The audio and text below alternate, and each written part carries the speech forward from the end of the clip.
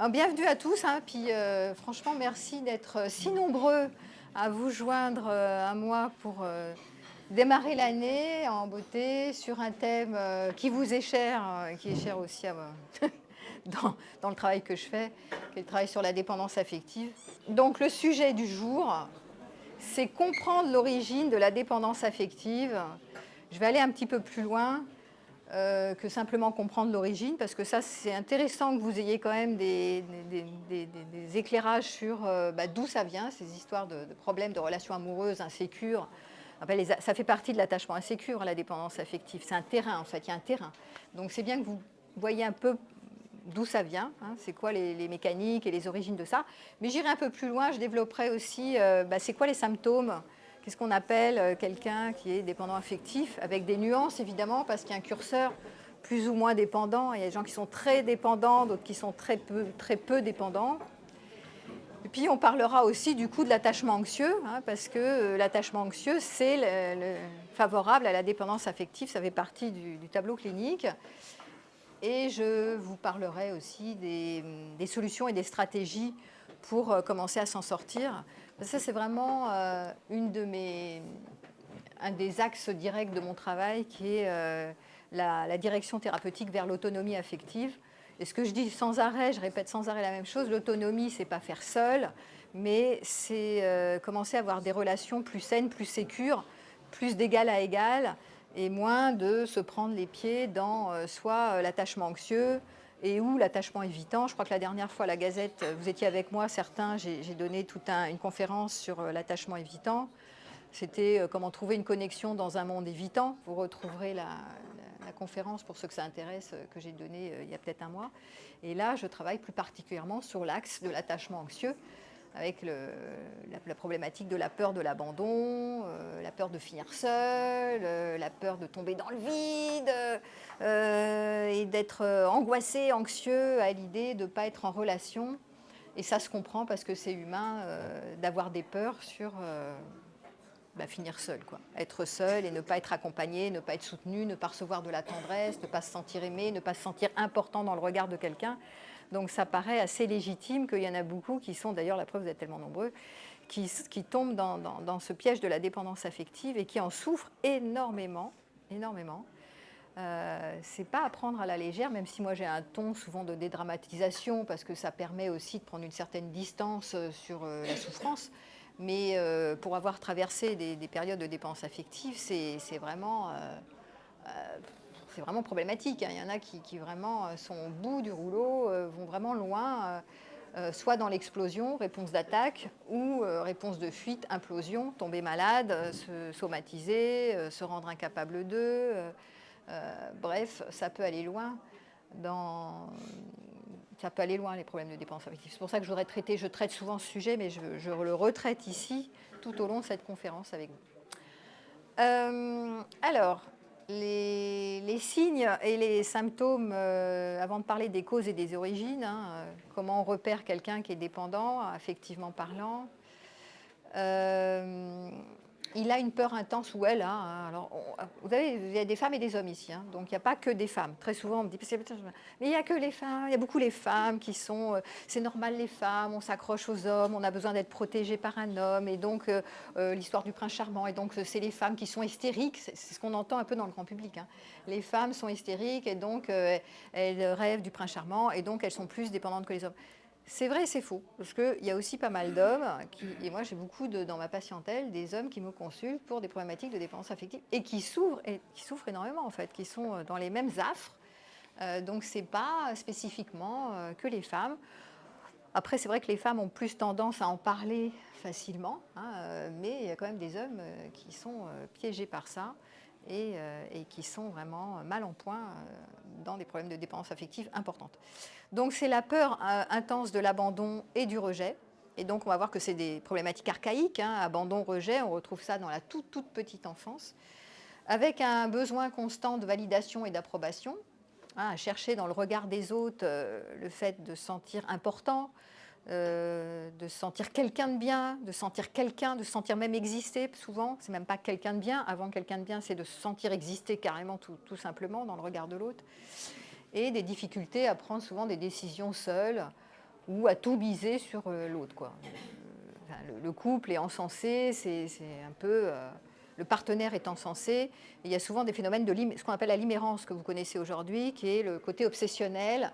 Je ne peux pas m'empêcher de penser à lui ou à elle, et je n'ai pas le contrôle sur mes ruminations et sur mes pensées, et c'est très agité mentalement, et je n'y peux rien. Et tout mon champ est occupé par l'autre. Donc, qu'est-ce qu'il fait, à quoi il pense, est-ce qu'il pense à moi, est-ce qu'il ne pense pas à moi, avec qui il est, qu'est-ce qu'il devient. Du coup, plus je fais ça, et plus je me déserte, parce que je suis focusée sur l'autre pendant que je ne suis pas focusée sur moi, quoi. Voilà.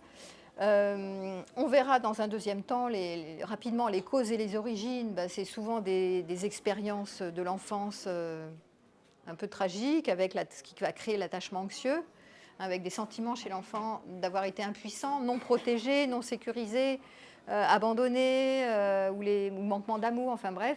Donc les enfants qui ont vraiment besoin, aucun enfant reçoit suffisamment d'amour, hein. Alors après, c'est plus ou moins un Maus, hein. Il y en a qui reçoivent vraiment pas ce qu'il faut, et il y en a qui reçoivent plus ce qu'il faut, mais de toute façon, aucun enfant n'est suffisamment encouragé, validé, aimé à la hauteur d'un besoin d'un petit, parce que l'autonomie chez l'enfant humain est très très tardif, et donc du coup, il n'y a aucun enfant humain qui reçoit ce qu'il a besoin. Donc ça fait des manquements un peu pour tout le monde, c'est pour ça qu'il y a beaucoup de gens qui deviennent dépendants à l'âge adulte, puisque qui n'a pas été dans son enfance pour un oui, pour un non, s'est senti impuissant, perdu, un peu non protégé, des moments où il a dû faire seul et se débrouiller tout seul et sentir ce sentiment d'impuissance, quoi. C'est hyper fréquent. Il y a eu plein de moments, quasiment tout le monde, on va dire. Vous allez me retrouver un souvenir où vous vous êtes senti complètement impuissant, seul, personne n'était là pour vous écouter, vous comprendre, vous défendre, avec des problématiques de moquerie ou de maltraitance ou de négligence, enfin tous les traumas ou les abus ou des choses comme ça, où il n'y avait personne pour vous à côté. C'est hyper banal, sauf que moi je préfère ne pas le banaliser, parce que même des petites choses qui paraissent anecdotiques, ou même des faux souvenirs, ou pas de souvenirs du tout, vont laisser des traces la plupart du temps chez l'adulte, avec un système de pensée, de croyances, d'émotions. Et il ne faut pas grand-chose quand, par exemple, à une séparation ou quand la personne ne donne plus signe, par exemple, elle est avec vous puis elle ne donne plus de message. D'un coup, c'est un stimulus qui va renvoyer sur des mémoires traumatiques, des moments où vous étiez impuissant et que vous n'avez pas su gérer.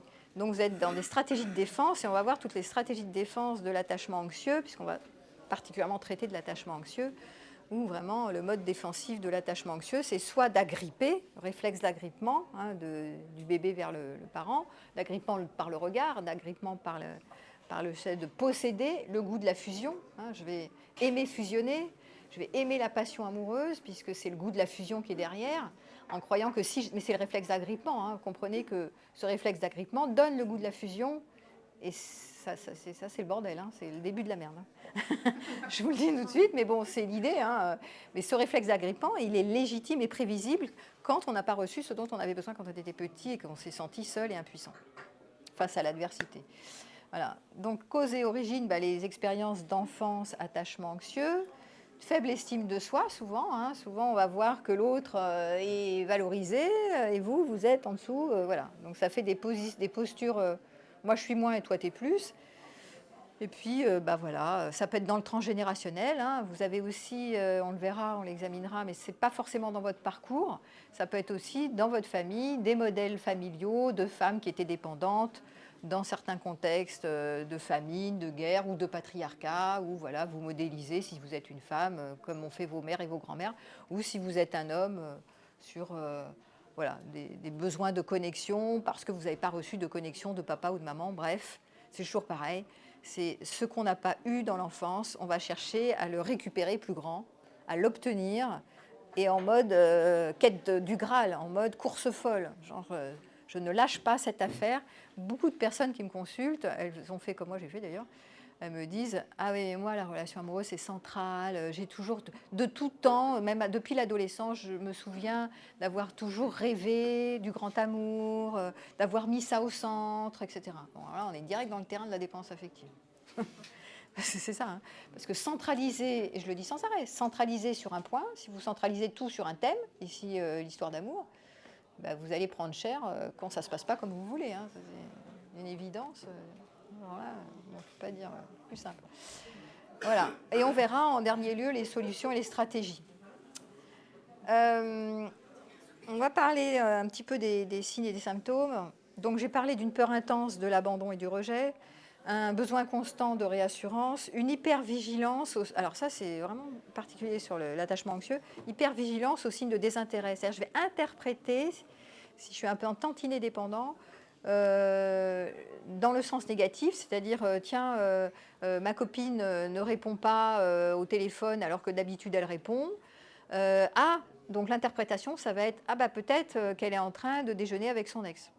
Alors que quelqu'un qui n'a pas cet attachement anxieux va dire elle ne répond pas au déjeuner, écoute, c'est pas grave, elle doit peut-être être en train de bosser, ou peut-être que, je sais pas, elle n'a pas pris son téléphone, ou ne va pas interpréter quoi que ce soit de signe négatif. Ici, il va y avoir des interprétations négatives, comme quoi, danger, comme quoi l'autre est déjà parti, va l'abandonner. Donc la prédiction de l'attachement anxieux, c'est tôt ou tard, l'autre va me lâcher la main.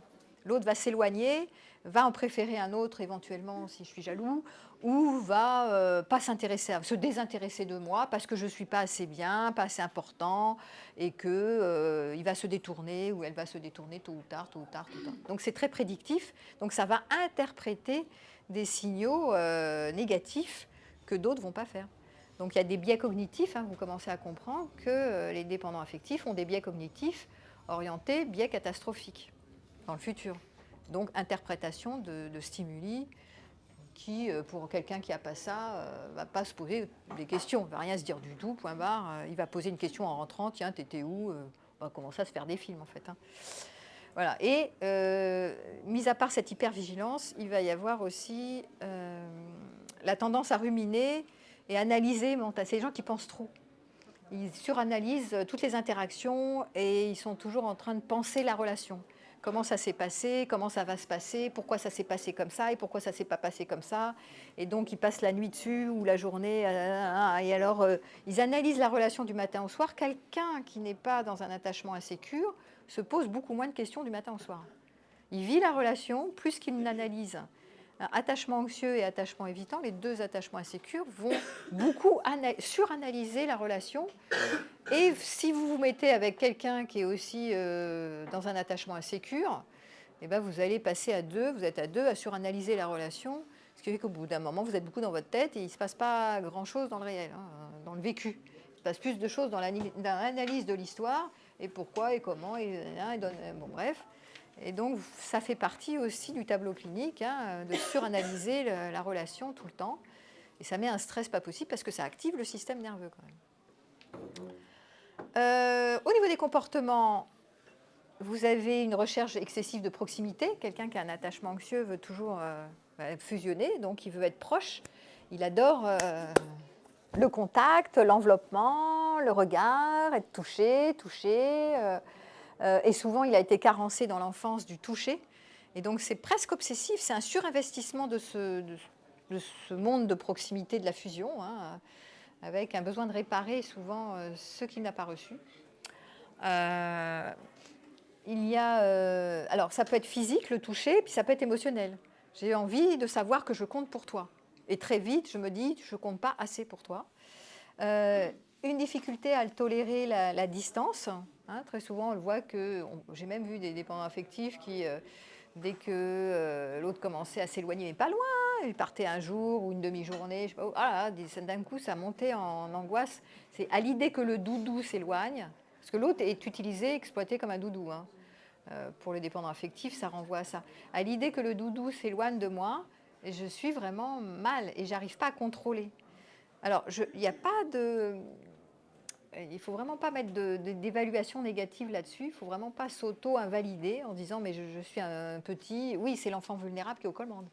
Quand vous voyez que l'autre prend ses distances parce qu'il part travailler et que vous commencez à bugger, ne faites pas exprès d'être comme ça. Donc, mais c'est assez fréquent. Ou le silence, donc ça on le voit souvent dans les messages aujourd'hui avec les textos, là.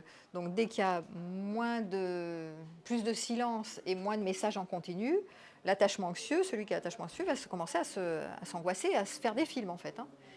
Il m'a fait du love bombing. Alors on entend. Il m'a fait ou elle m'a fait du love bombing. Et maintenant, silence radio. Que se passe-t-il? Ça y est, je suis avec un évitant. Oh là là là là. Il va me zapper. Ouais, bon bref, ça c'est un classique. Hein, vous entendez aussi souvent ça. Et donc après, c'est des névroses qui s'emboîtent. Hein. Plus vous courez derrière, plus l'autre, ça le fait fuir. Parce qu'il y a l'impression que vous avez beaucoup d'attentes. Donc comportement collant ou dépendant. Avec un goût particulier, je dis à la fusion, avec de la jalousie souvent, hein, les dépendants sont assez jaloux, même s'ils ne veulent pas le reconnaître. Bon, s'ils ne sont pas stimulés, ça va, mais s'ils sont stimulés par quelqu'un qui est narcissique et séducteur ou séductrice, bah forcément ça appuie là où il y a une faille. Hein, donc ils deviennent jaloux, possessifs, et souvent, comme ils ont une estime d'eux-mêmes faible, et tendance à idéaliser les partenaires qu'ils rencontrent, eh bien, ils vont avoir une tendance à plaire pour éviter le conflit, s'adapter souvent, hein, dans la suradaptation, pour ne pas fâcher l'autre, parce que si je fâche l'autre, je risque d'être rejeté et je vais terminer seule. Et donc, il faut éviter la solitude, vous avez compris? Voilà. Au niveau du stress, des réactions physiques, au niveau des symptômes, souvent, c'est des personnes qui ont de l'anxiété, l'attachement anxieux, anxiété. Donc, ils ont pas mal d'anxiété généralisée. Ils peuvent avoir des troubles du sommeil, on a parlé de l'imérence, des réveils fréquents, des problèmes digestifs liés au stress émotionnel, par exemple, ou une fatigue chronique liée à l'hyperactivation. Vous avez compris que ça donne beaucoup de tension psychique. J'ai parlé beaucoup d'agitation mentale et émotionnelle. Donc le système nerveux, il prend cher, et du coup, vous êtes en mode activation orthosympathique. Donc à un moment donné, ça colle un genre, j'ai parlé même de burn-out amoureux. Hein. Moi, j'ai écrit un livre sur le burn-out amoureux que vous trouvez sur mon site, qui est en PDF, hein, si vous voulez. Mais c'est intéressant. À force de mouliner, d'être dans l'angoisse, le stress, et qu'est-ce qu'il pense, à quoi il pense, à quoi elle pense, et est-ce que ça va continuer, est-ce que ça va s'arrêter, est-ce qu'elle va m'abandonner, ouais. Tout ça, ça met une hyperactivation dans le système nerveux, et à un moment donné, ça fait peut-être même voir des crises de panique lors des séparations. Des fois, des gens, à l'idée de se séparer, déjà, ils commencent à paniquer. Et puis, il y a aussi tous les repères construits, parce que comme les dépendants, ils ont tendance à avoir le goût de... Ils idéalisent la relation amoureuse avec la notion de l'amour absolu, de grand amour. Il va y avoir une tendance à centraliser la relation amoureuse, et le couple, ou la famille. Et donc, du coup, quand il y a à l'idée de se séparer, dans des séparations subies, alors là, ils prennent cher, là, parce que là, ça fait une zone d'effondrement direct. Parce que comme il n'y a pas la sécurité intérieure, et il n'y a pas la capacité d'envisager, oui, je peux finir seule, entourée d'amis, certes, mais seule, sans couple, et ceci n'est pas tragique, ou je referai un couple plus tard, par exemple. Et comme ils ne peuvent pas l'envisager, ils sont hyper attachés à ce partenaire-là en se disant que celui-là, c'est ce qu'il y a de mieux sur Terre, et que point d'autre n'existera après celui-là. Vous l'avez certainement fait tous plus ou moins. C'est l'unique, le mieux, le machin, il n'y a rien d'autre. C'est comme si le futur est envisagé comme complètement bouché pour les dépendants affectifs. Il n'y a pas d'option. Il n'y a pas d'option dans le futur.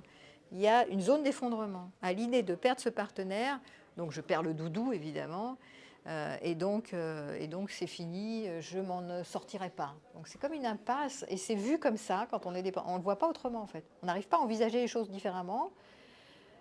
Donc il va falloir l'envisager différemment. Ça va être les stratégies de sortie, qui va être aller vers l'autonomie affective, la personne va être obligée d'agrandir un sentiment de sécurité intérieure. Ça va être l'astuce. Évidemment, il faut y arriver.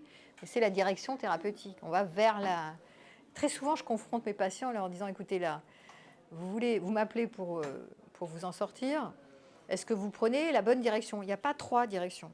Pour s'en sortir de la dépendance, il y a 2 directions. Soit la direction de la dépendance affective, je continue à être dépendant de quelqu'un et à croire à ce que je crois, c'est-à-dire de croire que l'autre est nécessaire à ma vie, que je ne pourrais pas m'en sortir, surtout quand c'est une relation toxique. Mais quand tout va bien, les gens ne m'appellent pas. Ou la deuxième voie, la deuxième direction, c'est l'autonomie affective, c'est-à-dire sentiment de sécurité intérieure, et je ne donne pas tout le pouvoir à l'autre. Donc l'autre n'est pas mon doudou. C'est un plus, mais ce n'est pas mon doudou. Il n'y a pas 3 directions. Donc il n'y en a que 2. C'est bien simple. Soit je prends le bon chemin, soit je me prends le chemin inverse. C'est-à-dire je continue à être dépendant toujours et encore. Et je me prends toujours des murs. Parce que tant que je ne veux pas déconstruire, par exemple, le mythe romantique ou l'idée que je me fais que cette personne est nécessaire à ma vie, que je ne suis pas compétent pour me débrouiller tout seul, que si je me fais abandonner, c'est la fin du monde, etc. Comme si je suis toujours l'enfant vulnérable qui se sent impuissant et perdu dans l'univers, c'est sûr que si je prends la mauvaise direction, je vais le prendre cher, parce que je vais répéter toujours et encore. Et même si je retrouve, parce qu'il y en a qui font ça, ils subissent une séparation, crac, ils agrippent un prochain. Next, who's next, next. Ben oui, mais c'est un ajournement au travail d'autonomie. Donc je m'agrippe au prochain, l'autre est le nouveau sauveur, la nouvelle sauveuse. Bon, voilà, et hop, voilà.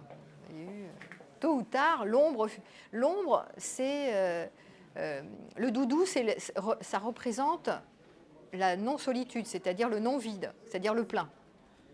Le dépendant cherche le plein, cherche à être complet, plein, entouré, enveloppé, en deux en un, fusion. Toi et moi ne faisons qu'un, d'accord? Donc le dépendant, il cherche à faire ça, à faire du un. Et le problème, c'est que ça, c'est un retour à la matrice. Donc dans la vie, il y a des étapes d'individuation, comme dirait Jung. On nous demande de nous séparer, de rester dans notre identité en aimant quelqu'un qui est dans son identité propre.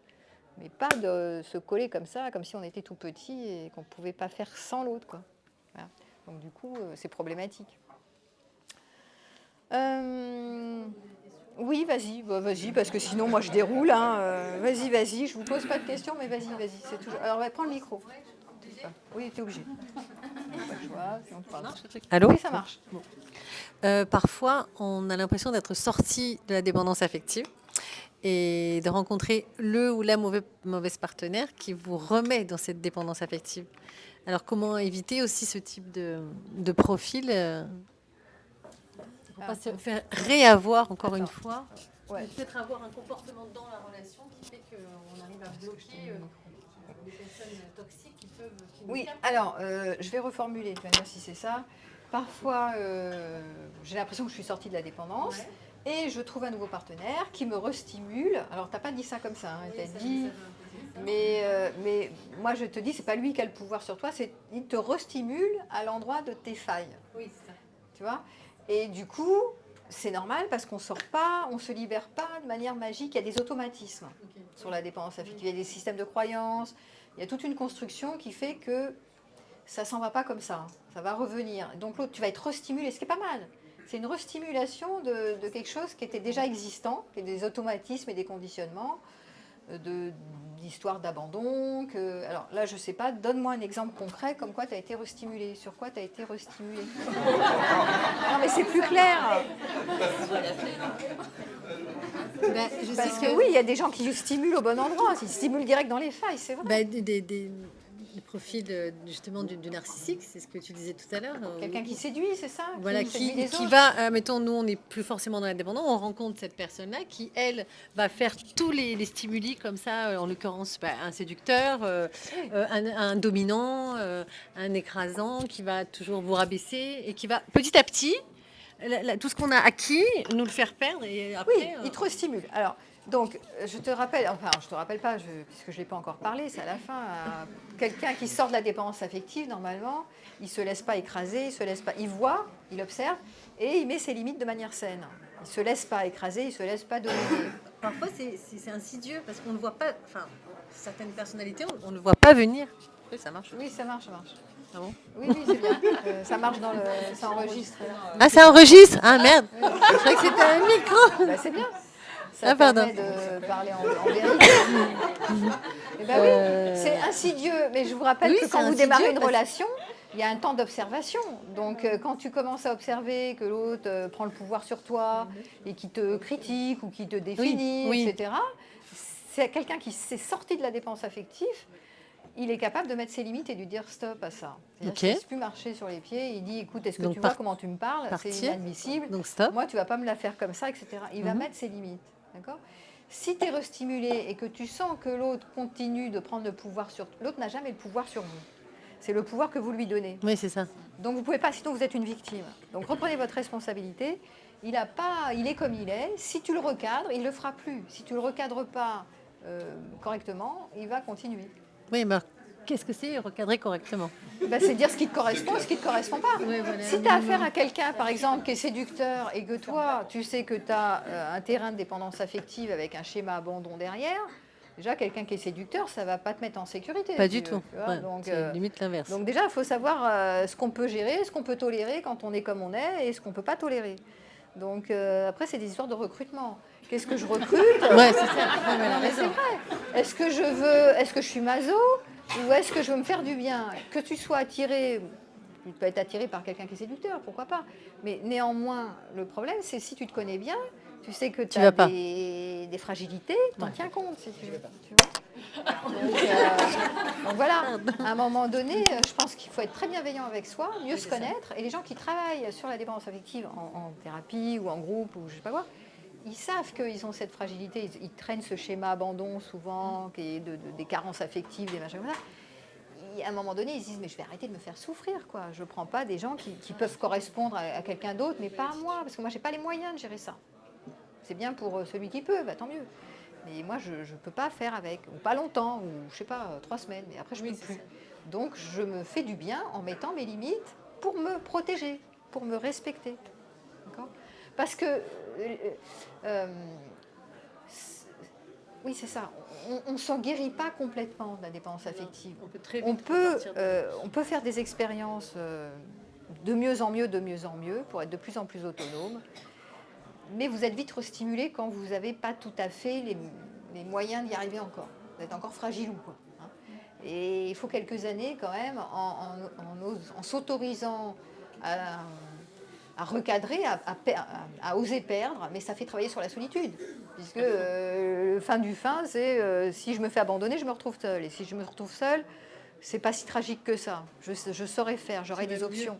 Tant que vous ne travaillez pas sur le vide affectif ou sur l'idée de finir seul et que c'est pas tragique parce que vous ne serez pas dans l'isolement, seul au monde, comme vous étiez petit, donc archiver le passé, finalement, il y aura des fragilités. Il y aura la peur du rejet, la peur de l'abandon. Vous serez restimulé tout le temps. De toute façon, on est tout le temps restimulé en relation. La relation stimule sur les blessures. C'est plutôt sympa. On n'a pas dit que le couple, c'était un truc de confort. Personne n'a... Moi, j'ai jamais dit que le couple, c'était une histoire de confort. C'est pas un machin hyper sympa, hyper ami, un cocon, c'est pas du tout ça. C'est une œuvre, on apprend à s'aimer. Et on apprend à s'aimer à deux, mais on apprend à s'aimer soi aussi. Donc c'est une zone de turbulence, c'est une zone d'activation de toutes les blessures. Donc, il ne faut pas non plus se dire « Ah, ça y est, je vais être en couple, ça y est, je ne vais plus être seule, et ça va être miraculeux, et c'est la baguette magique, et enfin, je suis en sécurité, enfin, tout va bien dans ma vie, le bonheur est là. » Non, c'est des endroits d'inconfort. C'est même plus facile de vivre seul ou d'être seul que d'être en relation amoureuse, puisque ça tape sur les blessures, vous êtes restimulé. C'est pas non plus une fin en soi de rester seul, mais c'est pas non plus une fin en soi d'être à deux en se disant, en se racontant l'histoire, ça va être merveilleux, ça va être confortable, toutes mes angoisses vont s'aplanir. Parce que pour l'attachement anxieux, c'est aussi ça, hein, c'est la recherche de quelqu'un qui va gérer ses angoisses souvent.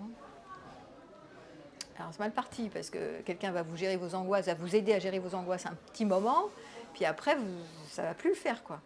Donc c'est important d'apprendre à gérer ses propres angoisses avec des stratégies diverses et variées, on va dire ça comme ça. De réguler vos émotions autrement que de passer par un partenaire unique. Alors, on ne peut pas passer là. Alors, les origines, les causes. Donc c'est les figures d'attachement, souvent des expériences d'enfance. Des parents imprévisibles ou incohérents dans leurs réponses. Hein, c'est ce qu'on appelle la maltraitance, l'attachement ambivalent des parents. Hein, si vos parents étaient eux-mêmes dans un attachement anxieux ou ambivalent, chaud-froid, imprévisible, l'enfant ne savait pas sur quel pied danser, c'est anxiogène. L'enfant ne peut pas s'appuyer, il n'y a pas de socle de sécurité, donc c'est angoissant. Ça peut être un manque de disponibilité, ça peut être ce qu'on appelle les traumas de négligence. Les parents ne sont pas assez là pour l'enfant parce qu'ils travaillent trop ou qu'ils sont trop affairés sur leurs propres problèmes. C'est ce qu'on appelle des parents-enfants qui ne peuvent pas être des parents à la hauteur de la fonction pédagogique du rôle de parent. Ou ils ne peuvent pas être en lien. Il y a aussi des problèmes de dissociation. Il y a des parents qui sont dissociés, enfin des parents qui ont des troubles de l'attachement eux-mêmes, donc ils sont tellement froids et gelés qu'ils ne peuvent pas se mettre en lien avec l'enfant. Et donc du coup, l'enfant en grandissant, qu'est-ce qu'il va devenir? Accroché à l'émotion, à la connexion, puisqu'il n'a pas reçu cette connexion, ce lien émotionnel. Et donc il va courir derrière ce lien manquant, ce lien absent avec le parent, qui devaient écouter, prendre en compte, être empathique. Donc il y a des parents qui sont gelés. Hein. C'est comme ça, malheureusement. Ils arrivent comme ils peuvent. Et du coup, ces manquements de liens vont créer des problématiques de dépendance, d'agrippement, de recherche de connexion, de connexion. Parce que c'est ça la dépendance affective, c'est la recherche de connexion, connexion, communion, connexion, connexion. Voilà, qu'est-ce qu'il y a encore? Menace d'abandon, même subtile, inversion des rôles. Ah oui, souvent, on voit souvent chez l'attachement anxieux, c'est l'enfant qui devient le parent du parent, classique, hein, qui s'occupe des frères et des sœurs, ou qui s'occupe du parent qui est pas en point, qui est mal en point, quoi. Donc il est obligé de tenir le rôle du parent à la place du parent, et voilà. Et en grandissant, il va devenir comme c'est tous des problèmes de carence en fait affective, il n'a pas reçu ce dont il avait besoin, donc il va courir derrière le sauveur ou la sauveuse. Il peut y avoir aussi dans les événements de vie des séparations précoces ou importantes, ou des pertes importantes, des deuils peut-être dans l'enfance, ou des moments où l'enfant va à la couveuse, où il part en pension trop tôt, où il est placé, ou je ne sais pas quoi. Et donc ces moments de privation de contact et de connexion vont créer le terrain de l'attachement anxieux. Les abus aussi, il y a beaucoup d'enfants qui sont abusés, malheureusement hommes et femmes, hein, petits garçons et petites filles. Et donc tous les abus, les intrusions, les forçages, bon bref. Donc il y a énormément de gens qui sont concernés par l'attachement anxieux parce que il y a plein de gens qui ont eu des parents qui n'étaient pas à la hauteur de la fonction pédagogique du parent. Voilà, bon, c'est comme ça. Voilà, un environnement familial chaotique ou instable. Ou du rejet social, ça peut être aussi à l'école, hein, du rejet social, des moqueries, des trucs de vexation, ou des expositions à des conflits parentaux importants. Et donc l'enfant est pris là-dedans, il ne sait pas comment se débrouiller, et il ne reçoit pas ce dont il a besoin. Donc tout ça va expliquer l'origine de comment je vais ensuite être dans un attachement anxieux. Je vais faire une prédiction comme quoi je ne suis pas assez suffisant, on ne peut pas m'aimer pour qui je suis, et je vais chercher quelqu'un qui va me réparer, ou réparer les problèmes de ma famille, de des aïeux, ça peut être ça aussi. Il peut y avoir aussi dans la personnalité un terrain plutôt sensible. Les hypersensibles, les enfants hypersensibles, anxieux, vont aussi pouvoir développer, c'est aussi plus facile pour eux d'être dans l'attachement anxieux que les autres. Parce qu'émotionnellement, ils sont moins stables, d'accord ? Donc c'est des prédictions à l'attachement anxieux. Faible estime de soi aussi, précoce. Hein, il y a des enfants qui arrivent très tôt avec des problèmes d'estime de soi. Donc forcément, ils vont donner le pouvoir à l'autre. Peur de ne pas être digne d'être aimé, je l'ai dit, et les difficultés de réguler ses émotions, ce qui va donner le besoin de se réguler, de se co-réguler avec un autre que soi. C'est vrai que je l'ai déjà expliqué maintes et maintes fois, mais je vous le redis ici. Le bébé arrive et il ne peut se réguler, il peut réguler son système nerveux qu'à condition que la mère, ou le père, souvent la mère, puisque c'est elle qui est la plus disponible, est régulée elle-même dans son système. Si la mère est dérégulée, c'est difficile pour le bébé de se réguler. Donc ça commence comme ça l'histoire. Donc après, vous allez chercher, si vous avez eu des tuteurs, enfin des parents qui étaient dérégulés, vous allez chercher quelqu'un qui vous régule, qui va gérer vos angoisses, qui va vous faire vous sentir en paix, le calme. Vous allez chercher quelqu'un, comment on peut dire ça comme ça, qui va vous envelopper, qui va vous regarder. Un peu, même à travers la sexualité, vous cherchez le calme en fait. Hein. Ceux qui ont eu des parents dysrégulés vont de toute façon viser le calme, c'est-à-dire la régulation de leur système nerveux. Sauf que leur stratégie, elle est merdique. C'est-à-dire que pour y arriver, ils vont utiliser des stratégies d'addiction à l'intensité en général. Il faut beaucoup de passion pour aller au calme. Il faut beaucoup de tout partout. Il faut, ils sont en quête, quoi. Ils sont agités pour aller au calme. Et donc, évidemment, ça ne marche pas. C'est des stratégies qui ne sont pas OK, parce qu'ils n'apprennent pas à s'autoréguler autrement qu'en utilisant un partenaire pour se co-réguler. Voilà. Donc, en parlant de ça, regardez-vous dans vos histoires, comment vous utilisez l'autre. Je parle vraiment comme une économie, enfin c'est économique quoi. Est-ce que j'exploite l'autre comme un doudou pour gérer mes angoisses, ou ma peur d'être seule, ou ma peur de ne pas y arriver, ou de ne pas être une bonne personne, ou de ne pas voilà, être quelqu'un de bien, ou pourquoi, voilà. À quel endroit vous utilisez l'autre parce que vous ne savez pas le faire tout seul en fait. Ou avec vos amis, ou avec votre boulot, ou avec qui vous voulez, vos collègues, n'importe quoi. Mais comment vous organisez pour utiliser l'autre? Comment on exploite l'autre en fait, sans s'en rendre compte, hein. Souvent c'est pas très conscient. Moi je le rends conscient ici parce que souvent l'autre est utilisé pour ses fins. Même les altruistes, qui sont souvent des profils de personnalité d'attachement anxieux, l'altruiste c'est celui qui donne tout pour tout recevoir, mais qui ne dit pas je veux tout recevoir. Il dit je donne tout, mon cœur, mon âme, je vais tout donner. En fait, c'est ça, c'est-à-dire il utilise l'autre pour se co-réguler, mais il ne s'en rend pas compte. C'est des zones complètement aveugles en fait. Mais bon, vous retrouverez mes conférences sur le profil altruiste, mais c'est typiquement des attachements anxieux. Derrière, c'est beaucoup des dépendants affectifs. Les altruistes, ils passent leur temps à être généreux et s'oublier, et après ils bug en fait. Après ils se plaignent, ils s'oublient, enfin c'est dangereux en réalité, mais parce qu'ils n'ont pas trouvé des manières de se réguler en fait, sans passer par l'agrippement. Voilà. Alors, autre chose que les histoires et les parcours chaotiques de nos enfances et des figures d'attachement ou des modélisations parentales, hein, je n'ai pas parlé des modélisations, mais si je suis une petite fille et que maman est elle-même dans un modèle de dépendance à papa, à mon père, hein, donc elle va me donner le modèle, le programme de comment il faut faire quand on est une femme plus tard. Donc comme il y avait pas mal de patriarcat dans les époques précédentes, c'est-à-dire le modèle genré où les hommes partaient à la chasse et les femmes à la maison, au foyer et s'occupaient des gosses. Que bon, je la fais courte, hein, alors là je ne développe pas le sujet, mais si j'ai vu ça, si j'ai été témoin de ça, maman me montre le modèle, le programme de comment il faut se comporter vis-à-vis des hommes quand je serai grande. Et comme je n'ai pas 50 mamans devant moi, j'en ai qu'une. Si j'avais 3 mères devant moi, je pourrais dire, il y a celle-là, elle fait ça, l'autre, elle fait ça, je vais choisir plus tard. Mais là, j'en ai qu'une devant mes yeux. Donc, elle me montre comment il faut faire. Et après, c'est difficile parce que c'est internalisé. C'est des conditionnements. Et après, il faut sortir du modèle en se disant, mais je ne suis pas obligée de faire comme ma mère toute ma vie. Hein. Elle a fait comme ça. D'ailleurs, ce n'était pas une réussite. Elle n'était pas assez autonome et elle en a souffert.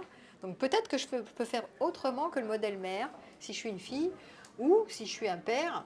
Un homme, c'est pareil pour les hommes, le père montre le programme de comment il faut faire avec les femmes. Donc si le père était très effacé par rapport aux femmes, ou très distant, ou très autoritaire, peu importe, eh bien ça va donner le programme de comment il faut faire avec les femmes dans la relation plus tard. Donc après, il faut s'en départir, si ce n'est pas très sain comme modèle. Voilà. Y compris, je peux avoir aussi des exemples, d'autres exemples, où vous avez un enfant qui idéalise le couple parental qui est fusionnel. Ça arrive aussi ça. Papa, maman, ils sont toujours ensemble, ils se soutiennent tellement, c'est un couple idéal, c'est tellement merveilleux ce qu'ils vivent, ce qui n'est pas vrai en plus. Hein. C'est la vision d'un enfant. Hein. Mais non, parce que tous les couples ont des problèmes, même ils ont dépassé des crises, mais c'est une vision magique, quoi. C'est la pensée magique de l'enfant. Ils ne sont pas derrière le rideau à voir tout ce qui se passe. Mais quand même, ils ont passé les crises, ils sont toujours ensemble. Et donc ce couple idéalisé, parental, c'est tellement merveilleux, ils se soutiennent, ils sont toujours enfin ensemble, ils la main dans la main, et ben, du coup, ça va faire un modèle. Et du coup, je vais chercher à reproduire ce modèle parental en étant toujours déçue que ça ne marche pas si facilement. Et comme ce n'est pas réaliste, de nouveau, que ce soit un modèle idéal ou un contre-modèle défectueux, de toute façon, je cours derrière une chimère, je cours derrière quelque chose d'inatteignable, qui est l'idéal du couple romantique, magnifique, où tout se passe bien, et que elle m'aimera jusqu'à, elle me soutiendra, elle me sera fidèle, voilà, et ce jusqu'à la fin de ma vie, et voilà, et parfois ça peut, mais parfois pas. Je suis pas pessimiste parce que des fois, c'est vrai qu'il Moi, je vois que ceux qui vont pas bien dans les consultations, mais il y a plein de gens qui vont bien.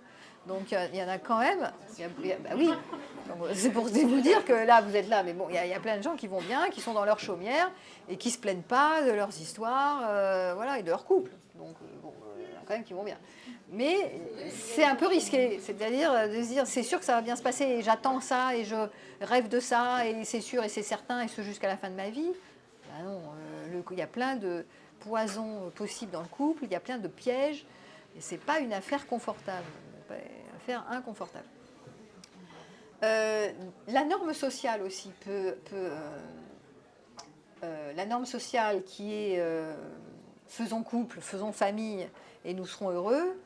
Ça, c'est aussi un des facteurs qui organise le terrain de la dépendance affective. De quelqu'un qui est accroché à cette représentation du couple, il faut faire couple, sinon, oh là là, forcément, si je ne fais pas ça, je ne réussis pas. C'est le thème réussite-échec, hein, j'en ai souvent parlé. Et donc je suis en échec, ma vie est un échec, les autres ils y réussissent, c'est pas moi, et ça va bugger là-dessus avec des attentes soit sociétales, c'est des représentations sociétales, il faut réussir un couple, réussir une famille, ou des attentes familiales, ça peut être la famille. Il y a bien des familles qui mettent pression sur les enfants quand ils grandissent pour dire faut que qu'est-ce que tu joues là, tu n'es toujours pas marié, ou tu n'es pas en couple, ou ah, tu n'es plus en couple, oh là là, mais moi j'aimais bien ton ex, il était tellement merveilleux, tu aurais dû rester avec, tati tata, qui n'a pas connu des trucs comme ça. Et donc c'est une forme de pression pour que vous réussissiez à faire un couple bien bordé, bien cadré, bien comme il l'aimerait en fait. Tout ça parce qu'il s'inquiète pour vous. Mais c'est important de voir qu'ils vous refilent leurs angoisses en fait, leurs projections sur ma fille, mon fils fait couple parce que sinon, voilà, comment tu vas faire, tu vas jamais t'en sortir. Donc ils vous refilent leurs angoisses. Donc c'est important de prendre un peu de distance avec la norme familiale, la pression familiale, leur vision, leur représentation, qui ne partent pas souvent d'une mauvaise intention, hein, c'est souvent d'une préoccupation que vous alliez bien, que vous trouviez le bonheur sur Terre. Mais parfois, après, ça se transforme en pression, en critique, en reproche, voilà, donc en projection, etc. Donc faites attention à la pression familiale ou à la pression de la norme sociale qui est quand même commune, qui est dans la vie, pour réussir sa vie, il faut faire couple. Ça vous mettra en joie, en bonne santé, en sécurité, en bonheur, en je sais pas quoi. Voilà. Voilà. Ou sinon, vous serez incomplet, vous passez à côté de quelque chose d'essentiel. Ce qui n'est pas faux, mais ce n'est pas vrai. C'est pas forcément faux. C'est vrai que c'est sympa de vivre à deux, pourquoi pas, ou d'être en relation en couple, mais c'est pas la baguette magique, quoi. La médecine, c'était une baguette magique. C'est pas vrai du tout. Des fois, c'est pire que tout. C'est même, pour les dépendants, ça les fout complètement en dessous. Donc, c'est pas vrai. La preuve, sinon, vous l'auriez constaté. Voilà. Donc, sortez déjà, pour ceux qui ont cette représentation normée, faire un pas de côté, de constater la part de vous qui rêve de réussite par la stratégie du couple, et remettez ça en question. Déconstruisez cette affaire de réussite-échec, échec-réussite. Arrêtez de vous raconter une histoire. Je vais réussir ma vie si je suis en couple, je vais rater ma vie si je ne suis pas en couple, et je vais finir seule, et ça sera tragique. Et c'est vrai de chez c'est vrai, parce qu'il y en a qui n'arrêtent pas de se répéter. Mais si c'est vrai, la preuve, il y a plein de personnes âgées. Ce matin, j'avais un copain comme ça, c'est pour ça que je vous le dis. Ah là, il y a plein de personnes âgées qui finissent seules, j'en vois plein, c'est tragique, c'est dramatique. Mais on n'a pas dit qu'il fallait s'isoler. Tu n'as pas l'idée de s'isoler.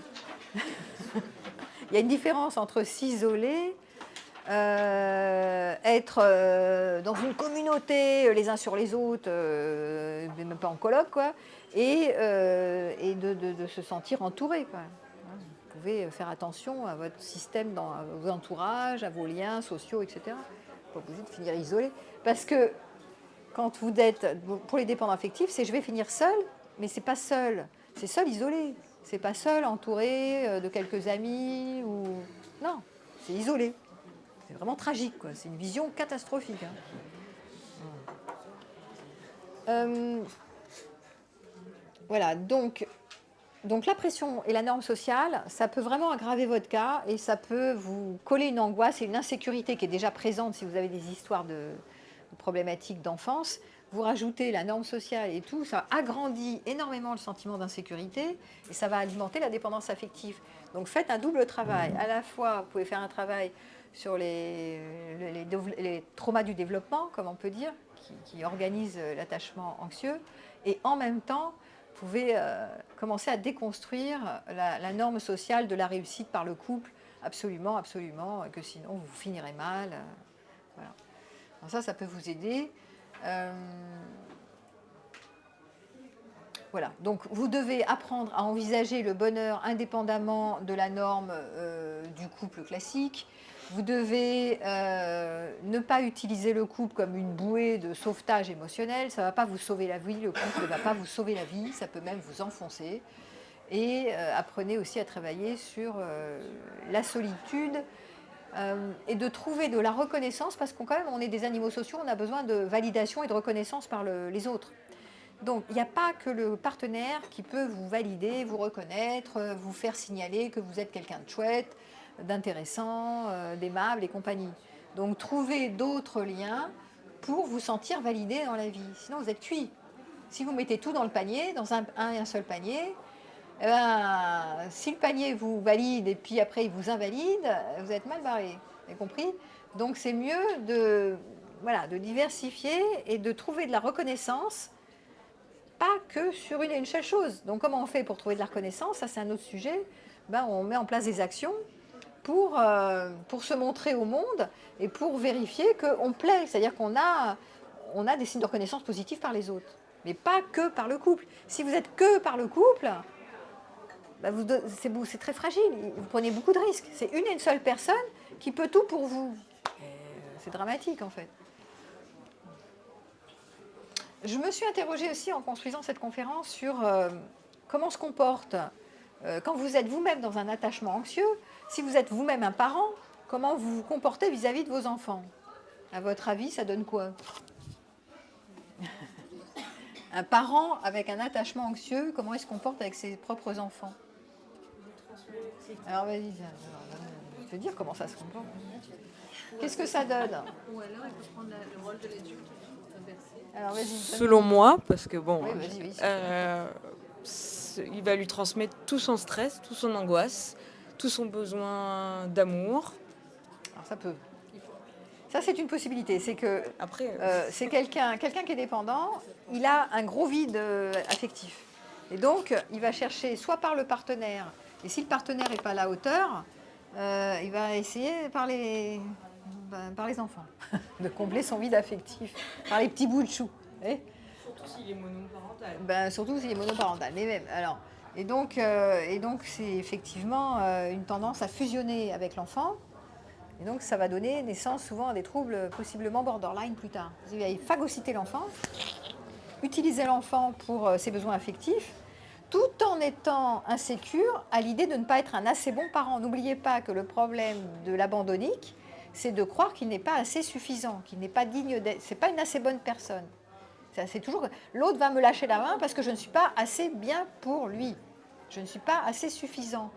Et donc on va retrouver la même dynamique dans la parentalité où il va se trouver pas assez bon parent, toujours douter, est-ce que je suis un assez bon parent pour mes enfants? Je devrais en faire plus, je culpabilise. Donc ça va donner naissance à la surprotection. Très souvent. Chercher la validation chez ses enfants. Et à chercher parfois la validation chez l'enfant, quand il va grandir, pas quand il est tout petit. Et voilà. Et donc surtout ne pas lâcher l'enfant. L'enfant devient soutien pour le parent et il va peut-être l'empêcher aussi d'explorer. Parce qu'un parent qui est surprotecteur empêche d'explorer l'enfant par hypervigilance, par peur d'être un mauvais parent. Et donc un enfant qui manque de capacité, de compétence d'explorer le monde va aussi, en grandissant, redevenir, se créer un attachement anxieux. Le monde est dangereux, il faut se trouver quelqu'un comme une maman gentille pour nous protéger. Cherchons un protecteur, une protectrice. Et Mars et ça repart. Vous voyez l'espèce de boucle. Donc voilà.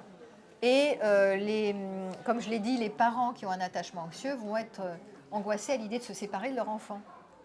Donc ils n'ont pas que le nid soit vide. Ils ne veulent pas que les enfants partent. Ou quand ils les envoient en colo, je ne sais pas où, ils ne veulent pas qu'ils partent trop, quoi. Donc ça empêche l'enfant d'explorer le monde, ce qui est assez malsain, donc de gagner en compétences d'autonomie. Et donc de s'opposer aux parents, parce que c'est difficile de s'opposer à un parent qui est aussi gentil. Parce que le parent, il n'est pas méchant, il est gentil, gentil, gentil, gentil. Il aime trop son enfant presque, il s'accroche à son gosse. Donc forcément, difficile de se mettre en colère contre un parent si gentil qui lui veut tellement de bien. C'est impossible même. Donc l'enfant va vouloir sauver le parent et soutenir le parent, être le parent du parent.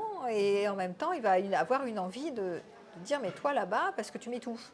Et c'est compliqué. Et du coup, l'enfant aussi peut ne pas devenir, peut devenir lui-même dépendant ou l'inverse, complètement évitant quand il va grandir, parce qu'il va repousser tous les gens qui l'étouffent.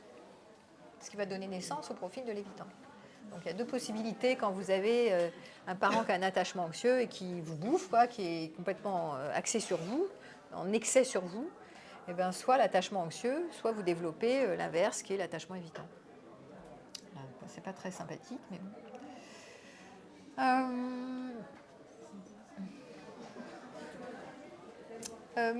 Oui, à moins que vous ayez des questions, mais moi j'aimerais bien passer aux stratégies et aux solutions.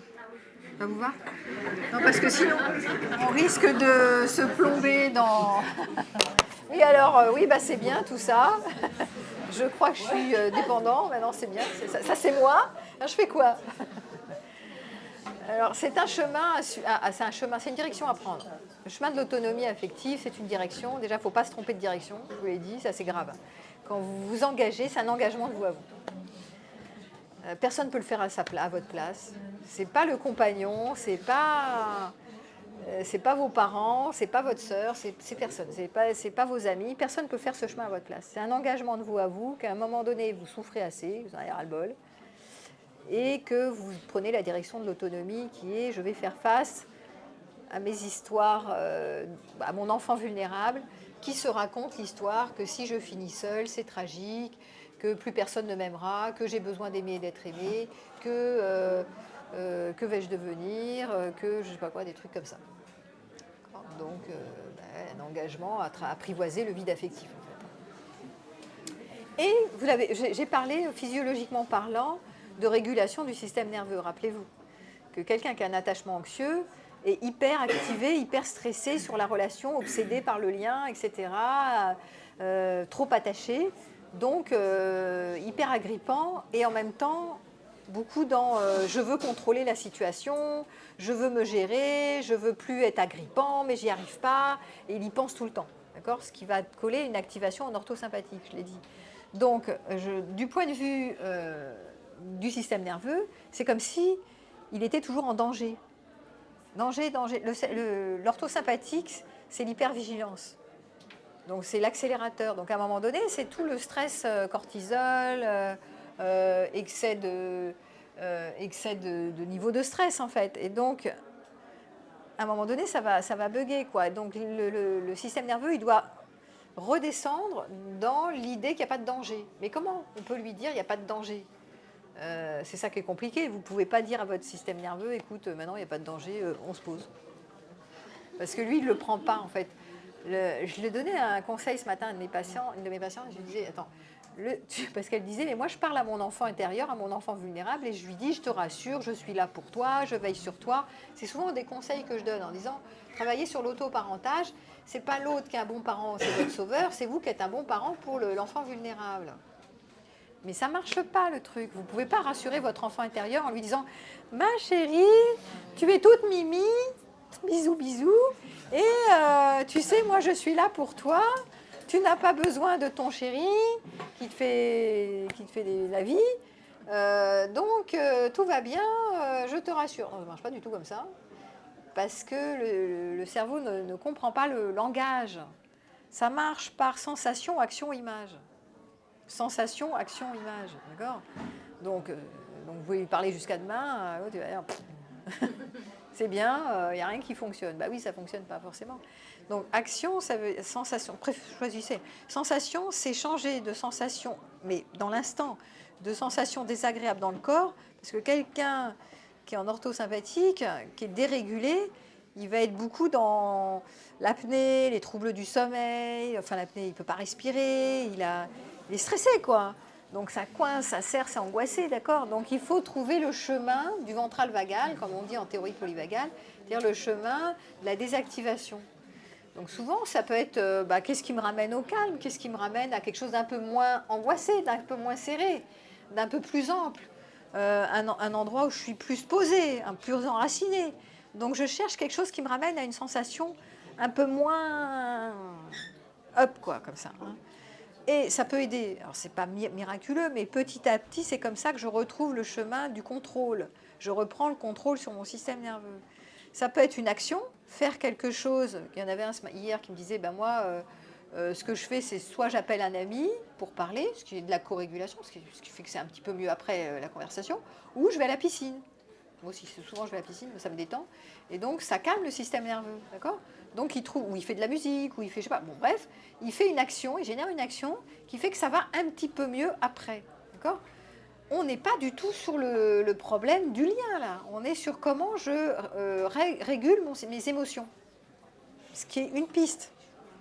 Bon, on travaille avec la physiologie, on ne travaille pas forcément avec l'histoire et toi et moi, et l'histoire du contenu. Des fois, le contenu, moi je dis, mais arrêtez avec votre contenu. Déjà parce que vous me saoulez, souvent les gens ils me racontent leurs trucs pendant des heures. Parce que quand on est... Non mais je le dis, ça fait toujours marrer tout le monde. Mais c'est vrai parce que... Mais même moi, quand je suis agitée sur un problème, c'est hyper agité. Donc, et si, et ça, et mi, et nini, et nana, et nounou, et l'autre, il m'a fait ci, et ça, et mi, et ti, et ta. C'est une prise, en fait. Pourquoi? Parce que c'est l'orthosympathique qui fait ça. Quand on est en orthosympathique, on a des milliers de pensées à la minute, à la seconde. Ça part dans tous les sens. C'est pas toujours très intéressant et cohérent. Et on se branche à la prise. On raconte ça, on vide son sac, en fait. D'accord? Ça fait une décharge. Mais le contenu en lui-même, il n'est pas très intéressant. Il est dispersé. Bon, alors on peut dire oui, mais bon, ok, on fait juste. D'ailleurs, ce qu'on fait en général, et même beaucoup les thérapeutes ou les amis, vous servez de contenant. Quand l'autre est hyper agité et qu'il déverse tout son truc en parlant de son amoureux qui, je sais pas quoi, lui fait la misère, en fait, vous lui servez d'espace de contenant. Mais c'est chouette. Hein. C'est ça qui permet la corrégulation. Il faut le savoir, ça c'est vachement important. Hein. Parce que si vous êtes à 3 h du matin et qu'il n'y a personne, vous pouvez appeler SOS Amitié, c'est pareil. C'est quelqu'un qui fait le contenant, en fait, qui permet de vider, donc de créer une décharge du système nerveux pour aller vers une désactivation du système. Mais c'est hyper important d'avoir, c'est précieux ces informations-là. Parce que lâchez un peu le contenu, en fait. Non, c'est plus sympa quelqu'un qui vous écoute et qui reformule, oui, je te comprends, ben oui, c'est sympa.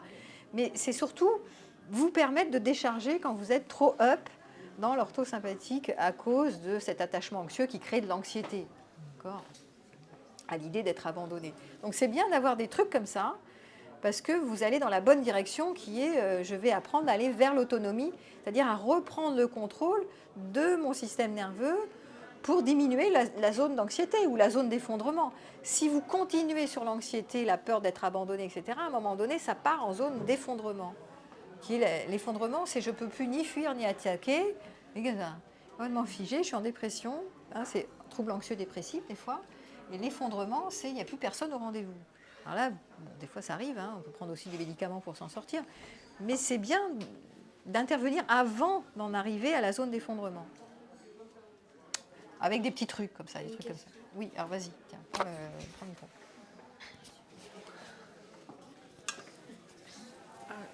Qu'est-ce que vous pensez de la cohérence cardiaque qui a un principe de justement réguler le système sympathique, parasympathique, mais on va dire pas forcément sur le moment immédiat, parce que des fois, ça marche pas. Moi la première, des fois, en fait, j'ai pas envie, en fait, dans ces moments, des moments anxieux, je vais pas avoir envie forcément de. Oui. Mais au quotidien, d'en faire au quotidien, est-ce que vous pensez que ça peut aider après, ou comme moi par exemple, je suis un peu favorable avec tout ce qui est affirmation, qui est dans la création, dans le quotidien, d'établir un peu les systèmes d'affirmation positive et de cohérence cardiaque qui peuvent, après, savoir mieux gérer. Qu'est-ce que vous en pensez ? Moi, ce que je pense, c'est ce qui marche pour vous, marche pour vous. Ben ça, moi, je suis extrêmement pragmatique, hein, je te le dis tout de suite. Ce qui me facilite la vie, je le remarque, je teste des trucs. Si je fais de la cohérence cardiaque, ça marche bien. Banco, je le garde dans ma boîte à outils pour réguler mon système. Si je me fais des mantras positifs, un mantra, j'en choisis un, et un mantra, c'est une phrase que tu te répètes, et qui est un truc positif, tu peux te le mettre dans ton téléphone, enfin bon, je sais pas, tu te débrouilles, tu peux le chanter, ou bref. Ça marche, tu te dis, ça me facilite la vie. Je redescends un peu, je diminue, je passe du système orthosympathique au système, je redescends dans l'activation. Magnifique, tu gardes. Si ça ne fonctionne pas, tu ne gardes pas. C'est pas compliqué. Donc tu mets en place une autre action. Tu changes d'action, tu testes autre chose, explorer d'autres choses. Ça peut être la relaxation, la sophrologie, la piscine, le sport, je sais pas, la marche dans la nature, la contemplation, la poésie, la chanson, faites ce que vous voulez. Faites des trucs. Et si ça marche pour vous, mais vous le sentez dans le corps, c'est-à-dire que vous diminuez du niveau d'activation. Il y a toujours la limérance en général, parce qu'il y a la peur de l'abandon qui n'est pas traitée derrière. Mais néanmoins, il y a quand même une augmentation de la stabilité, c'est-à-dire que vous repartez dans le chemin du vagal ventral, pardon, trompé. Donc vous diminuez en niveau de stress, ce qui est quand même pas mal, et vous reprenez le chemin de la sécurité. Puisque le vagal ventral, c'est le sentiment de sécurité, c'est ce qui organise le sentiment de sécurité. L'orthosympathique, au bout d'un moment, ça organise le sentiment d'insécurité. Voilà, donc à un moment donné, on prend le bon chemin. Et faites les trucs qui marchent. Si c'est balader dans la nature, si c'est appeler quelqu'un, c'est appeler quelqu'un. Faites un truc qui fonctionne. Alors évidemment, si vous appelez quelqu'un qui vous casse, ça ne marche pas. Donc vous ne gardez pas. Donc c'est là où on fait du tri sur les personnes bienveillantes, sympathiques, et voilà. Bon, c'est le moment de... Ce qui marche, ce qui ne marche pas, vous évacuez. C'est radical dans ces moments-là. Vous ne gardez pas ce qui ne marche pas. Ouais, alors vas-y, passe le micro. Ah, c'est pas grave, ça marche quand même. Voilà. Ça, c'était pour l'approche polyvagale et l'attachement anxieux. Ce qui fonctionne aussi, en tout cas de ce que j'ai observé, merci de refermer la porte, c'est ce qui va augmenter un sentiment de sécurité, parce que quand on va dans la direction de l'autonomie affective, on va vers le sentiment de sécurité intérieure, et pas rechercher toujours à s'agripper à quelqu'un qui va nous sauver la vie. Donc le sentiment de sécurité intérieure, il va venir aussi par la structure. Plus vous avez, pas de la rigidité, mais plus vous avez des routines qui vous structurent, plus vous avez des choses qui sont cadrées quelque part, parce que le cadre sécurise toujours, il faut le savoir. Ça.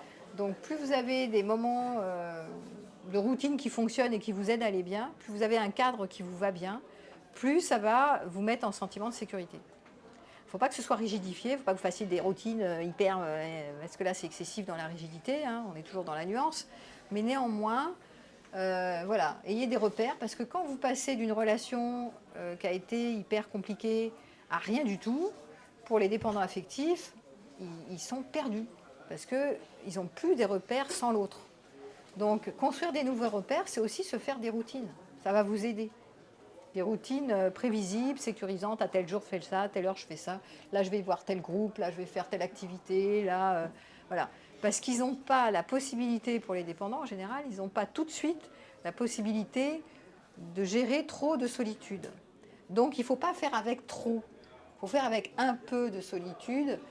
Mais il faut pas non... Le problème des dépendants, c'est que très souvent, comme ils n'aiment pas la solitude, ils vont s'arranger pour faire la fiesta, pour sortir tout le temps, pour fuir dans plein de trucs partout, pour s'agiter, quoi.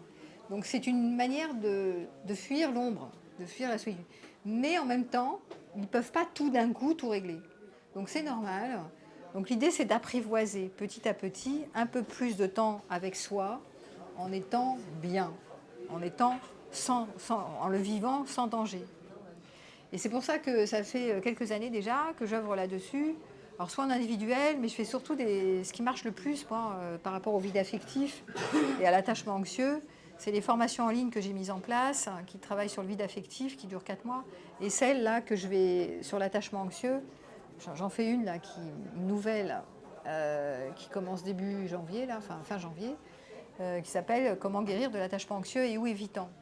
Donc c'est vraiment pour apprendre à faire un pas de côté et petit à petit, parce que ça ne peut être extrêmement progressif, on ne peut pas d'un coup, passer de j'ai toujours été en couple, j'ai toujours voulu de la relation amoureuse, être en lien, et d'un coup, je déteste être seule et je ne sais pas trop me gérer, je vais rester seule sans sortir tout le temps, sans faire des tas de trucs, faire, ou chercher direct quelqu'un d'autre. C'est juste pas possible pour eux, c'est X-Files, ça leur fait peur, ça les terrorise, quoi. Parce qu'ils se retrouvent tout petits, c'est l'enfant vulnérable qui est tout petit dans l'univers, je vais être perdu. Donc, c'est important de traiter ça vraiment avec beaucoup d'auto-bienveillance et pas à pas. Et je trouve que, c'est pour ça que je trouve que c'est génial, parce que le travail en groupe comme ça, moi je crée des petites familles dans mes accompagnements en ligne où ils se soutiennent les uns les autres. Déjà, ils ne sont pas tout seuls, parce qu'ils n'aiment pas être tout seuls, donc ils sont en famille. Ils sont enveloppés, contenus par la petite famille, et ils peuvent échanger, et moi aussi, et toi aussi, et toi t'en es là, et moi j'en suis là, et moi j'ai fait un pas en avant, et toi t'as fait, voilà, et moi les plus fragiles, ils aident les plus... Ça fait des groupes d'entraide en fait. Comme dans les groupes des alcooliques anonymes ou je sais pas quoi, les groupes des dépendants affectifs, mais c'est vrai. Et et ils se font vraiment mais ça marche vachement bien, parce en racontant leur histoire, et toi ton histoire et moi mon histoire, d'abord ils se sentent pas seuls au monde, parce que c'est pas mal d'écouter mes confs ou les confs des autres, et puis d'avoir des idées, de faire des prises de conscience, mais n'empêche, et même en individuel, je trouve que la limite c'est qu'on est toujours seul avec nos trucs. Je raccroche, vous avez fini la consulte, vous repartez dans vos trucs seul. Vous êtes tout seul, à réfléchir tout seul. Et souvent, tout seul, on n'est pas bon quand même, hein, on réfléchit mal. Donc on est meilleur en groupe à réfléchir à plusieurs sur un même sujet que de réfléchir tout seul dans son coin. Mais c'est vrai, parce que souvent, moi, dans les séances individuelles, ils finissent, ils vont mieux, puis après, ça repart, quoi. Et ça repart. Et je me raconte les ruminations, et l'obsession, et la mentalisation, et tatitata. Donc, bon, j'ai pas envie de générer une dépendance avec mes patients, donc je ne vais pas les prendre toutes les 5 minutes. Donc, du coup, l'histoire des groupes, c'est quand même une formule, je trouve, qui est plus opérante que se faire 10 ans de consultation individuelle pour en sortir. Parce qu'il y en a quand même, c'est bien, j'ai dit, il y a des petits dépendants, mais il y a des gens qui sont très dépendants affectifs. Hein. C'est vraiment très piégeux, le truc. Voilà. Alors, autre manière de traiter... il y a des thérapies qui sont plus adaptées que d'autres à l'attachement anxieux. Par exemple, moi j'ai pas mal, je suis issue de cette formation d'analyse transactionnelle. Je trouve qu'il y a des outils assez précis et assez clairs en analyse transactionnelle où on va dire que quelqu'un qui est dans l'attachement anxieux, par exemple, est souvent dans un état du moi enfant adapté soumis ou enfant adapté rebelle, ce qu'on appelle aussi le passif agressif. Comme il est accroché à quelqu'un, et le rendre nécessaire, qu'est-ce qu'il va faire? Il va soit se soumettre à l'autre en mode suradaptation, enfant adapté soumis, ou alors, une fois qu'il en a marre de s'adapter, de répondre aux attentes, et là, hop, tintin milou, je l'envoie péter, ou je fuis, ou je désinvestis le lien. D'accord? Donc soumis, rebelle, même combat. Donc là, c'est aussi intéressant d'avoir des outils pour décoder où vous en êtes, pour sortir de... Rien que l'observation me permet de sortir de ça, de me donner des autorisations, d'arrêter d'être soumis à l'autre ou rebelle à l'autre. Rebelle dans le sens, ouais, maintenant, il y en a marre, plus jamais. Bon, ça, c'est pareil, mais c'est soumis, rebelle, même combat.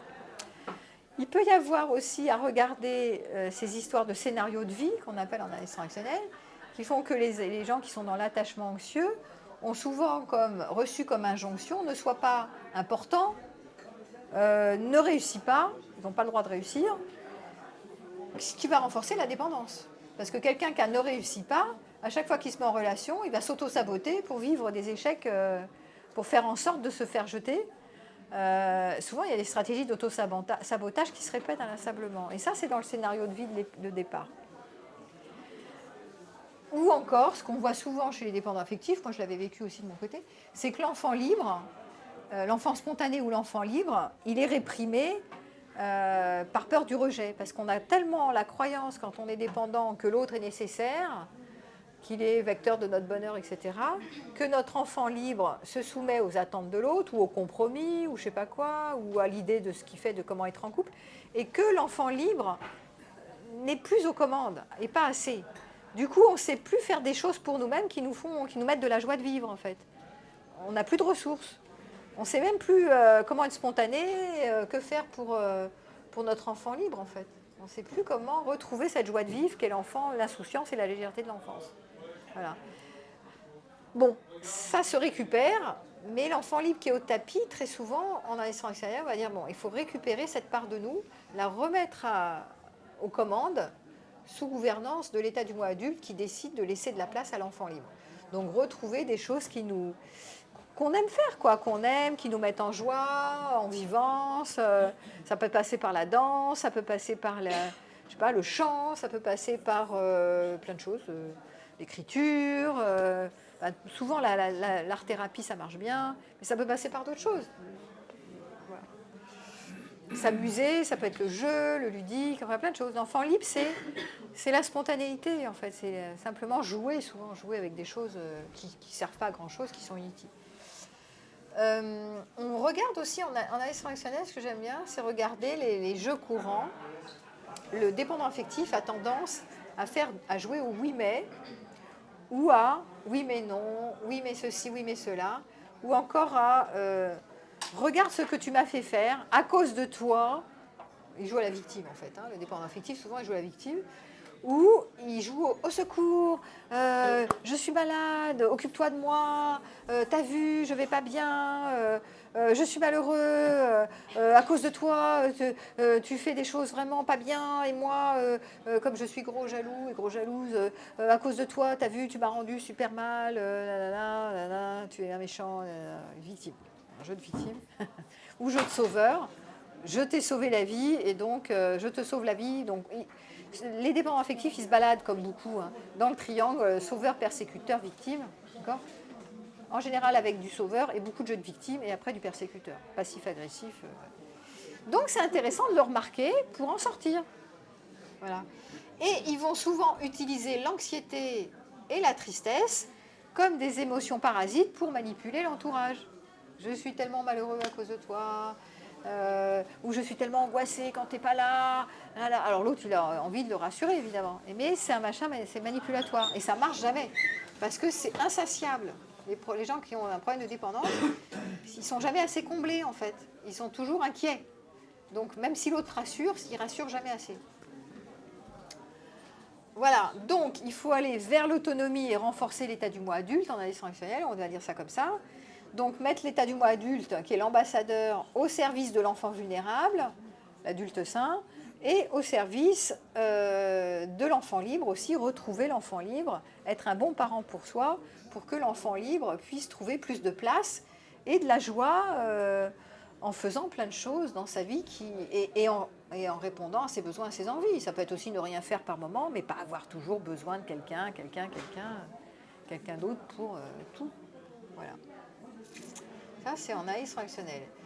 J'ai un petit point à faire sur la psychonutrition, parce que c'est aussi l'alimentation. Voilà, aujourd'hui, tout est en lien. Et c'est vrai qu'en santé mentale, on s'intéresse aussi beaucoup, pour les experts de santé mentale, aussi à la psychonutrition. Je ne sais pas si vous êtes un peu intéressé à ça. Et donc l'alimentation influence l'humeur, l'anxiété, les comportements relationnels. Donc il y a des pistes comme ça, il y a plein de pistes. Si vous avez un déséquilibre intestinal, vous savez que les intestins c'est le deuxième cerveau, et très souvent les gens qui ont un attachement anxieux ont des problèmes digestifs. Ce n'est pas systématique, mais ça peut aussi faire partie du tableau clinique. Parce que le nerf vague, il assure la communication bidirectionnelle entre l'intestin et le cerveau. Et quand il y a trop d'orthosympathique, ça va enflammer le digestif, etc. Donc, vous pouvez faire attention à cette affaire de qu'est-ce que vous mangez. Ça peut aussi aider.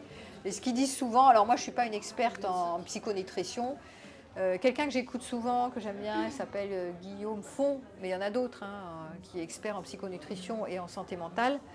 Donc il y a des recherches qui sont assez récentes sur la psychonutrition, donc intéressez-vous à ça, voilà, pourquoi pas. En mangeant des oméga 3, le magnésium et les vitamines B, les probiotiques, etc. Enfin voilà, je ne vais pas vous faire un cours là-dessus, ce n'est pas ma spécialité, mais n'empêche que c'est important de voir que souvent l'attachement anxieux peut avoir des tendances boulimiques, donc à grignoter tout le temps pour réguler, parce qu'il y a du vide, et donc le vide, il va bouffer du sucre, et donc ça va augmenter la glycémie, ce qui va augmenter le dérèglement orthosympathique. d'accord? Ça ne va pas l'aider. Donc tout ça, ça se mord la queue. Donc il faut éviter les pics de sucre. Donc, parce que les pics de sucre, ça augmente l'anxiété et ça augmente l'irritabilité. Donc c'est pas bon. Donc il faut aussi... C'est un global, c'est holistique.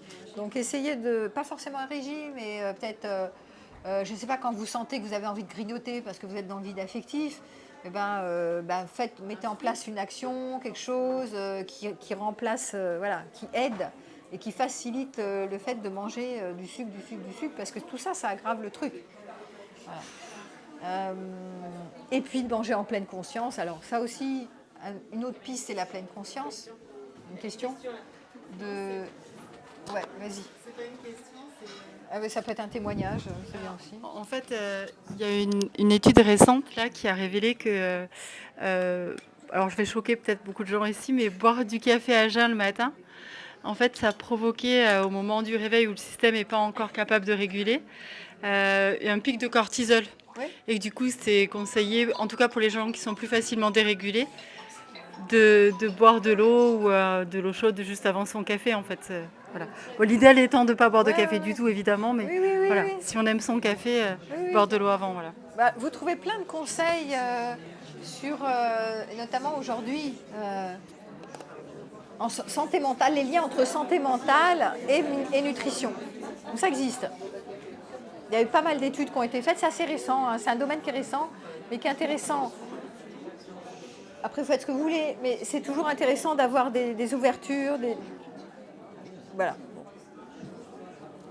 Et c'est vrai que par rapport à l'anxiété, le mindfulness, c'est la pleine conscience, c'est aussi une aide à réguler le système nerveux. Donc de manger en pleine conscience, de ne pas s'identifier à vos pensées angoissées quand vous êtes dans la limmérance. Et ça va vers se poser. Plus vous apprenez à ralentir et à vous poser, moins vous êtes dans des pensées anxieuses et qui partent dans tous les sens, en fait. C'est un ensemble. Dans le mindfulness, qui est la pleine conscience, on apprend beaucoup à placer une posture méta. La posture méta, c'est l'observateur. C'est la partie qui observe l'enfant vulnérable, par exemple. Ou la partie qui observe les pensées agitées. Ou la partie qui observe la croyance, qui est une pensée, je vais finir seul et c'est tragique. Donc cette posture méta, qui est l'observateur, le témoin, en méditation, on appelle le témoin, qui est neutre, c'est important de l'avoir. Dans toutes les thérapies que vous trouverez, la plupart des thérapies organisent cette partie méta, c'est-à-dire en année instructionnelle, c'est à du moi adulte. Je suis celui qui observe l'enfant vulnérable.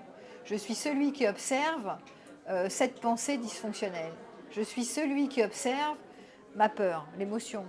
Mais celui qui observe n'est pas la peur, n'est pas identifié à la peur. Donc ça dédramatise, parce que même si je suis mon enfant vulnérable prend les commandes et dramatise l'idée que je vais m'effondrer, que je vais finir seul, l'observateur, lui, fait un pas de côté. Il n'est pas identifié à l'émotion de la peur. D'accord ? Ça, c'est un essentiel. Vous l'aurez dans toutes les thérapies, que ce soit dans le mindfulness, que ce soit dans l'instructionnel, que ce soit dans l'IFS, qui est l'International Family System, que ce soit dans toutes les thérapies actuelles, en Gestalt et dans toutes les thérapies, vous avez toujours cette posture méta qui est celui qui observe n'est pas identifié à la part qui est complètement prise par le truc en disant je. Donc moi, ce que je fais travailler souvent en disant, quand tu dis je, ne dis pas je. J'ai peur, l'autre me fait la vie, la misère. Non, ne dis pas ça. Dis une part de moi, c'est beaucoup plus simple, parce que là, déjà, tu es en posture méta. L'enfant vulnérable en moi est en train de vivre de la peur ou de la panique et se raconte l'histoire que. Alors déjà, c'est mieux, parce que tu n'es pas identifié. Si tu dis « j'ai peur, je ne vais jamais m'en sortir sans l'autre, il va m'abandonner, je suis trop perdue dans le... » Bon, non, t'es mort, en fait. D'accord ? Donc, ça ne règle pas tout, mais c'est un début de l'autonomie de générer cette posture, de s'habituer à générer cette posture méta, qui est une posture d'observateur des parts de soi. D'accord ? C'est aidant. En thérapie, on va beaucoup plus loin. On va faire travailler, celui qui croit, ce matin j'en avais une comme ça qui me disait Tiens, je crois que dans la vie, il faut être en couple parce que sinon, c'est foutu. C'était pas elle, en fait. C'était sa grand-mère et son grand-père qui pensaient comme ça. Et comme elle avait vécu beaucoup avec son grand-mère et sa grand-père, parce que les parents n'étaient pas du tout là, et donc elle pensait comme eux. Donc j'ai dit, mais là, regarde, c'est pas toi qui penses ça. Et à chaque fois que tu raisonnes comme ça, regarde, tu te diras maintenant, ma grand-mère ou mon grand-père en moi disent ça. Voilà, c'est une autre manière de faire un pas de côté. Au lieu de se dire, c'est moi qui pense ça. Non, c'est pas toi. Ma grand-mère ou ma mère en moi pense ça. Voit les choses comme ça. Mais dès que vous faites des pas de côté, il y a une distance, une désidentification avec l'émotion, la pensée, etc. C'est un début d'autonomie. C'est un début de chemin de guérison aussi. Voilà. Voilà. Et puis, surtout, toujours les conseils qu'on donne, mais tout le monde donne ces conseils-là, mais de plus en plus, de développer l'autocompassion. Quand on est dépendant, voire très dépendant, et qu'on est très effrayé à l'idée de ne pas s'en sortir seul, y compris quand on est en relation et qu'on est dépendant et qu'on n'arrive pas à sortir d'une relation dont on est dépendant, je pense que c'est important de ne pas s'en vouloir, de ne pas se jeter la pierre et de voir qu'on a des bonnes raisons d'être dans cet enfant vulnérable. Et que le parent punitif en nous, ou exigeant en nous, il ne va pas nous aider. Celui qui dit « mais tu devrais, mais qu'est-ce que tu fous, bordel ? T'es restimulé, mais qu'est-ce que tu fous ? Tu traînes là-dedans, ou alors tu choisis toujours les mauvais partenaires, mais qu'est-ce que tu fous ?» Bon, c'est assez prévisible en fait. Hein. Le chemin de l'autonomie, je l'ai dit en tout début d'introduction, c'est un chemin qui demande à être expérimenté, c'est-à-dire je vais vérifier par mon adulte que ce n'est pas dangereux d'apprivoiser le vide et la solitude parce que je ne vais pas m'isoler, je vais m'arranger pour avoir des liens sociaux qui sont de qualité. Donc je vais avoir de la connexion, je ne vais pas me priver de connexion, il n'est pas question de se priver de connexion.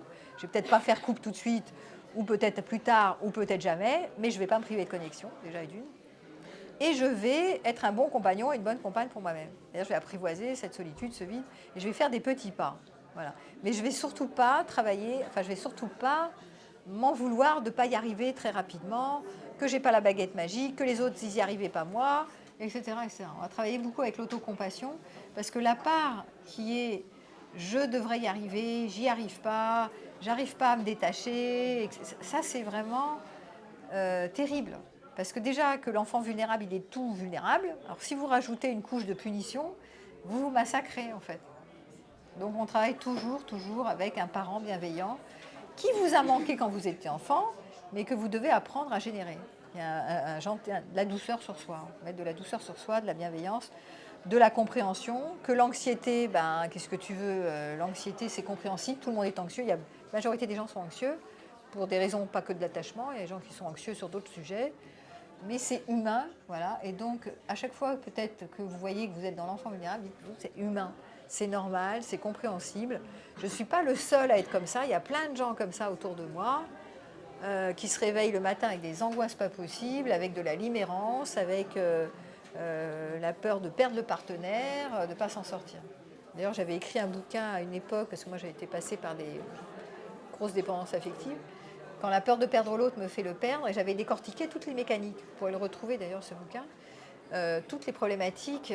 Là, je n'ai pas eu le temps de parler de tout, parce que je ne peux pas parler de tout sur une conférence, mais il y a aussi, dans la problématique de la dépendance, souvent une addiction à l'intensité et à la passion. Et donc, ça se conjugue avec l'abandon, la peur de l'abandon, se sentir exister dans les yeux de l'autre, se sentir en sécurité grâce à un autre, etc., etc. Il y a ça, et il y a souvent en plus le truc de l'intensité, si l'autre n'est pas là, je vais m'ennuyer, il me faut quelqu'un de passionné, machin. Enfin bon.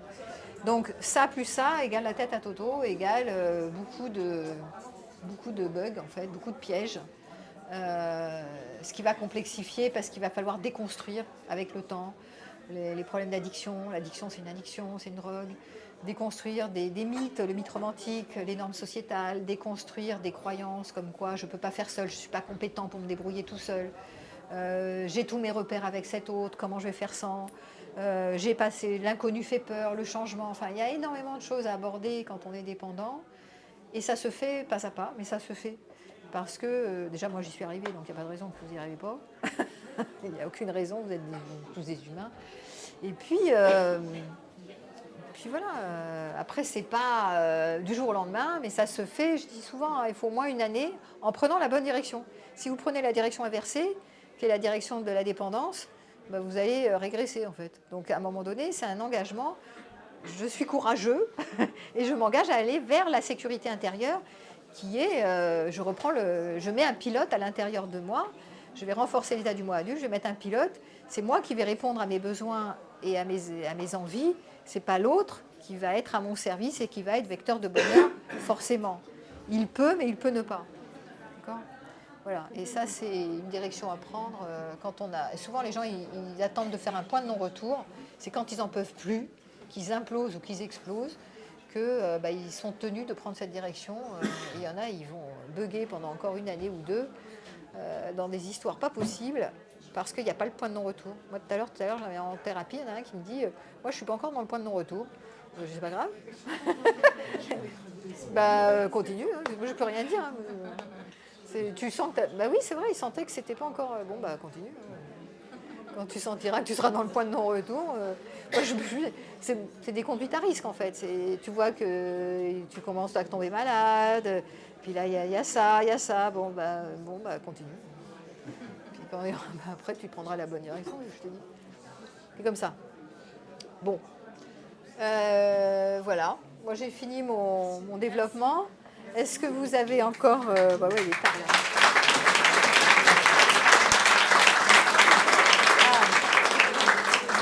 Précision, si vous voulez, j'ai fait un PowerPoint qui est bien fait, qui est beaucoup plus complet que tout ce que j'ai dit. Vous trouverez le lien sous la vidéo. Je vous le donne en accès libre. Je mettrai le lien sous le replay. Et puis, bienvenue à ceux qui veulent me rejoindre sur la formation attachement anxieux évitant, que vous soyez dans la polarité anxieuse ou évitante. Et puis, bientôt, merci d'être venus si nombreux, et puis bonne année quand même, hein, parce que voilà, c'est chouette.